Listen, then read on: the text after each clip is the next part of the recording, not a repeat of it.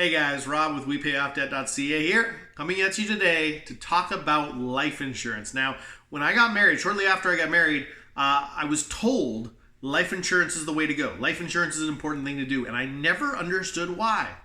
And listening to Dave Ramsey, I've discovered some things that I thought I would share about today.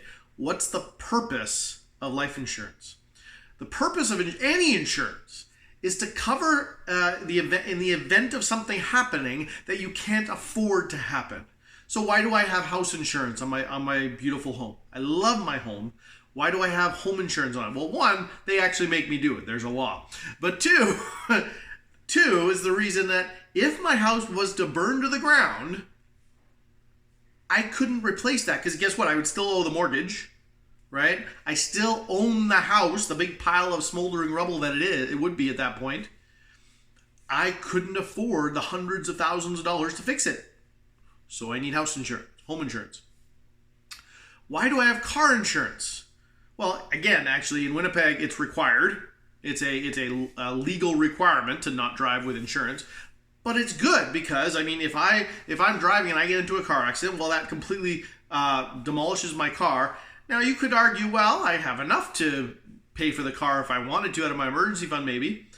But then there's the issue of, well, what about liability? If I actually hit somebody else and I due to screwing up or being stupid at some point, because I am stupid from time to time, I hit somebody and God forbid I hurt somebody. This would be awful. This would be horrible.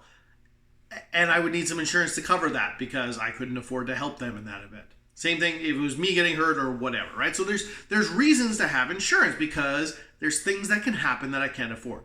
Same way with life insurance. At this point in our family's life, my wife and I are making about 50-50 on the income-wise. And so if either of us was to die, that cuts our household income in half.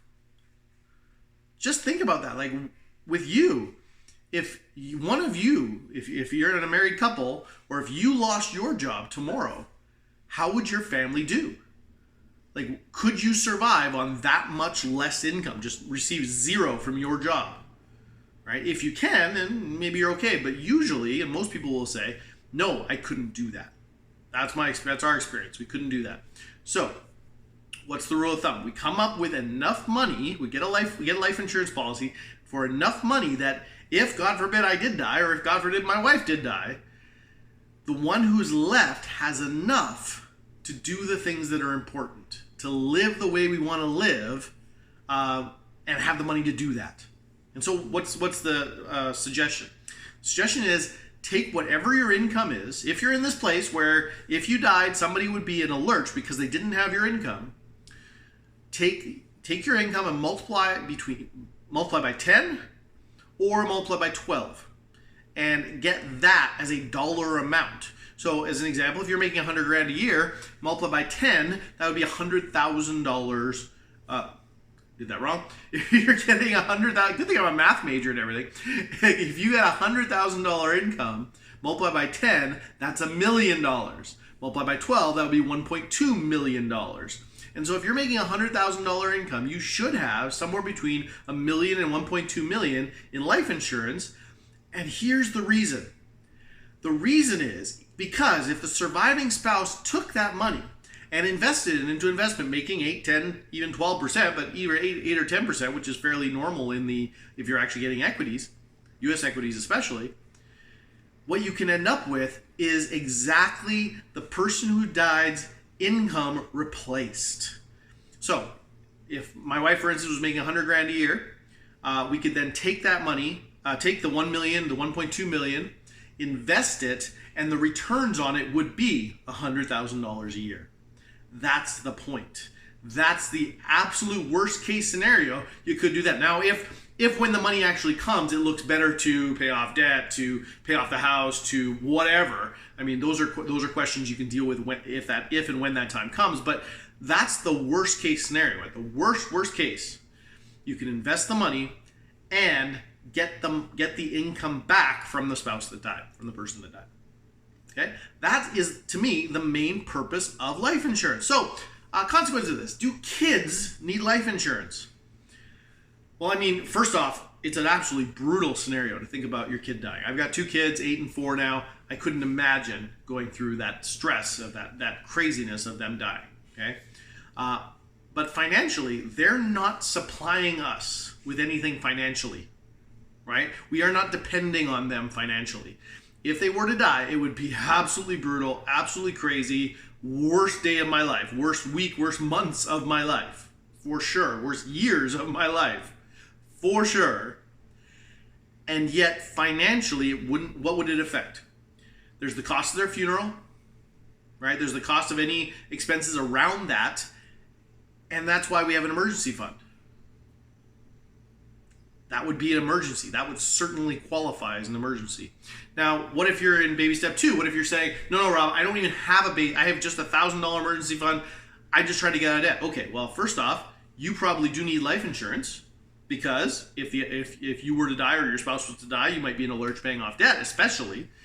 But second, and so along that, if you get life insurance on yourself, odds are good you can actually get a very, very cheap, and literally in the range of $10 a year. It's super, super cheap.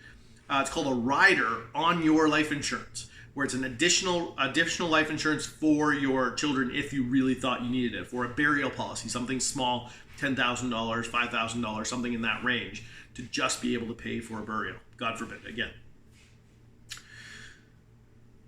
Okay, so that's one edge of the spectrum, the kids. What about you're older? So you now imagine you're 50, 60, 70, 80 years old.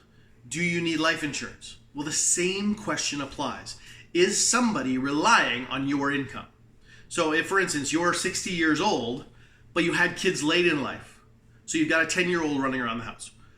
Well, then, yeah, they might need some money if you die. They might be relying on you financially. If you die, that could affect things. But if you're, 60 and your kids are grown and gone, you had kids young in life. Now they're 30 and 40 years old and they've got kids of their own. Oh, well, they're not relying on you financially. And maybe you've got a nest egg, $200,000, $300,000, $400,000, $500,000. So even if you did die, your spouse who's still alive maybe has access to the $300,000, $400,000, $500,000, $600,000 in your retirement nest egg. And so if you were to die, as brutal as that a situation that would be, financially, nobody's hurting. There's the cost of the funeral, there's the cost of that, and you've got an emergency fund for that. But if you've got $500,000 in retirement, kids are grown and gone, house is paid off, again, it's a horrible situation, but it's a pretty good place to be financially. Okay? And so when it comes down to it, you probably are what's called self-insured. You probably don't need life insurance. Life insurance is only needed if the loss of your income would affect it. Now, slight modification on that too. What about a stay-at-home mom? If you're a stay-at-home mom, you don't have an income, but you definitely provide a service that if you were to die, would affect drastically the husband. This works equally for a stay-at-home dad, but I'll use stay-at-home mom as an example. If you were to die, the remaining spouse needs to hire Mary Poppins, right? Needs to hire somebody to actually help out around the house, because that's what you were doing, and that was your need. And so if you were to die, what's the cost of that? It's probably around $30,000, $40,000 a year if they want to maintain the same life. And so to have, $3,000, $4,000, even $500,000 as a life insurance policy would not be a bad idea for that reason. We recently renewed our life insurance. And one thing that's really interesting and weird to me about life insurance these days is that the life insurance, the math they're doing to actually get better at the numbers and actually get an idea of what is a good price for insurance and how much insurance should be worth and all these things, it's actually getting better over time, as in they're actually piecing together more clearly how long people are living and being able to do better actuarial tables and things like this. And so because of that, term life insurance, and you should only get term life insurance, term life insurance is actually going down in cost. It's really interesting. So a while ago, we got a $500,000 life insurance policy,